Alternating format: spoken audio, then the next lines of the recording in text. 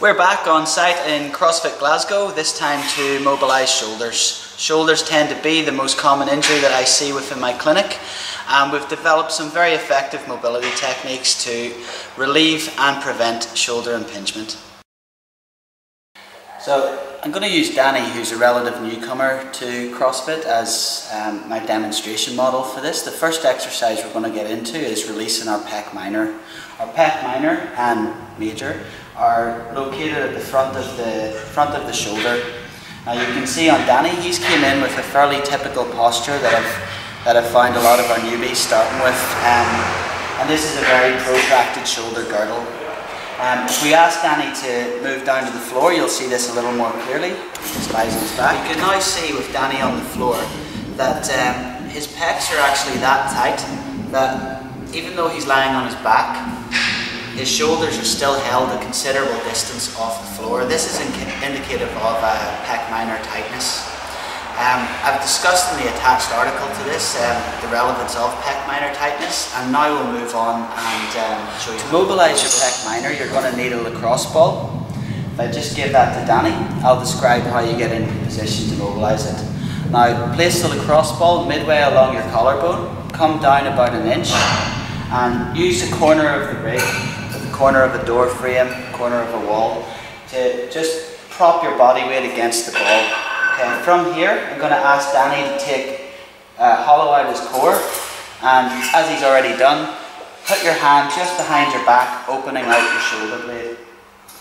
Okay, from there he's going to use his knees to bend and straighten, which will also lengthen out the tissue with the ball there. This I'd advise you to do for about 2 minutes.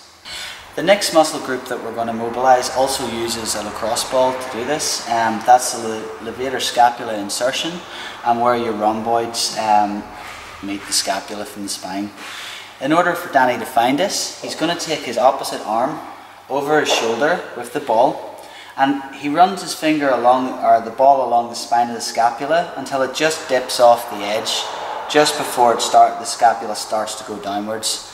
That's him roughly in the correct place. From here, we're going to move him down onto the ground, and he's going to apply body weight pressure through this point. Now that we've got Danny in position, I'm going to ask him to keep even weight through both shoulders and start to raise his right arm overhead. Ideally, I want him to go the whole way, but if he starts to feel any impingements at the shoulder or any nipping, he draws the line there. Quite a common side effect from this trigger point is a headache and referral into the arm. So Danny's going to move the arm back and forth 10 times overhead.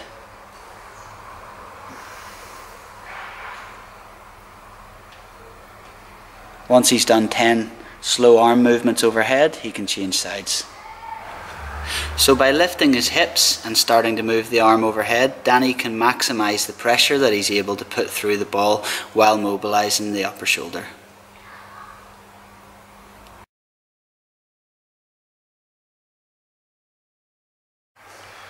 For the next exercise, we're going to mobilise the levator scapula and rotator cuff group. It would be unfair to say we're mobilising one and not the other, as they both start to blend in and overlap at the back of the shoulder. Both of these areas get a considerable amount of use with CrossFit, and as they're located underneath the arm, you can directly see how this is going to limit overhead movement of the shoulder. Okay, we're going to use a foam roller to do this. I'm going to ask Danny to get down onto his side. Now that we have Danny on the floor, you'll notice the roller's in just underneath his armpit and his right arm's elevated overhead. His left knee's open to the ceiling, and he's going to use this to lift his hips, which allows him to apply a downward pressure through his lats and cuff. Now he can roll back and forth on this, or forwards and backwards. It just depends where he feels tight. I'd advise about 2 minutes of mobility on this, and then change to the other side. Okay, last and certainly not least, we're going to spend a bit of time on our thoracic spine.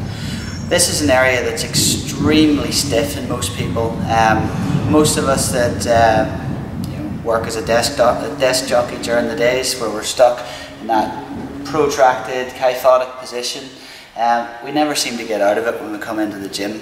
So what I'm seeing all the time is people trying to get weights overhead, but they're actually stuck in this position. Now if I just demonstrate quickly my full range of movement while stuck in a kyphotic position, you'll see that I only get to about 150, 160 degrees.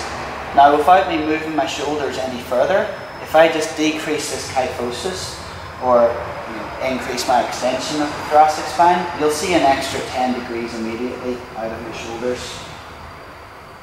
Now you can see the benefit that would bring to any of our CrossFit athletes if they've got that mobility. They're not going to be straining their shoulder into these positions to get the bar overhead.